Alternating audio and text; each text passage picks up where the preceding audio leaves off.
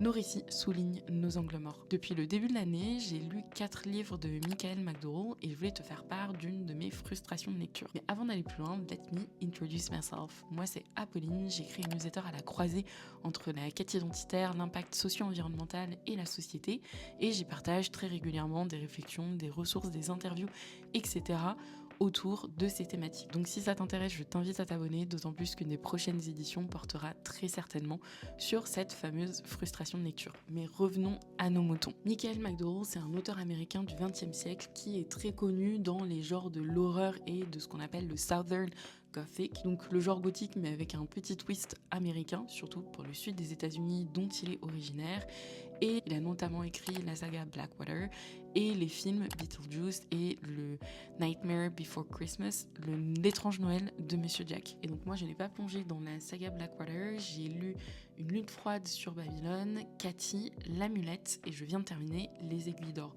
Donc ce sont tous ces romans un peu stand-alone qui constituent une part de son univers puisqu'il a aussi écrit beaucoup d'autres romans sous des pseudonymes, histoire d'un peu segmenter ses différentes identités et ses différents genres. Et il faut savoir que j'essaye un peu de décentrer mon regard en lecture, donc ça faisait très longtemps que je n'avais pas lu un mec. J'essaye aussi de sortir du prisme occidental, mais c'est quelque chose avec lequel j'ai plus de mal pour l'instant. Et je me suis rendu compte que mon regard et mon interprétation des choses avaient évolué parce que tout ce que j'ai remarqué dans mes différentes lectures, c'était les éléments qui manquaient et les populations auxquelles on n'avait pas du tout accès.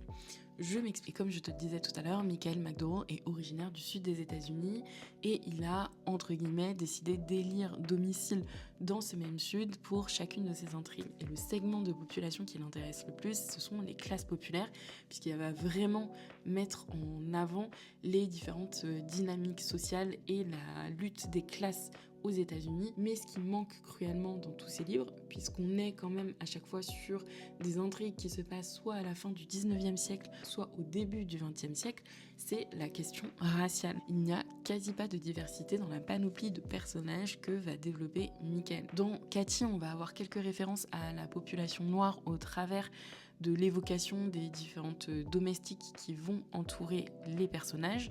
Dans l'amulette, on a un début de mise en scène de la ségrégation puisqu'on voit géographiquement comment les populations noires et les populations blanches sont divisées géographiquement dans la ville, mais aussi dans certains lieux de vie ou lieux de culte. Et même la façon dont Michael va traiter le passage de l'amulette d'une main à l'autre au travers de la ville et les morts seront d'une certaine façon ségrégés où il y aura très peu de contact entre les deux. Mais cette présence et action des personnages non blancs est aussi très minoritaire dans le développé de son livre puisque c'est environ 90 pages sur un livre qui en fait quasi 500. Et de la même façon, dans Les Aiguilles d'Or, cette question raciale est très peu évoquée, où il y a un personnage qui fait partie de l'intrigue qui est métissé, mais c'est vraiment tout.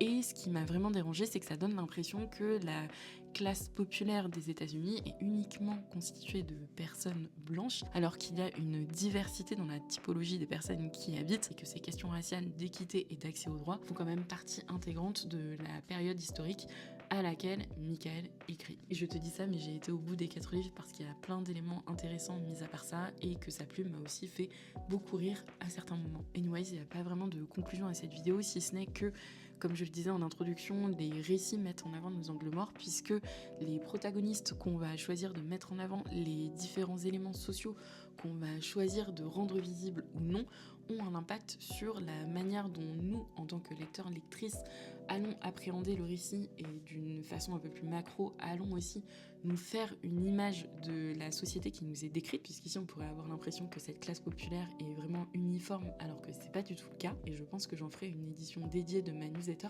parce que en te parlant, il y a plein d'autres idées qui me viennent en tête.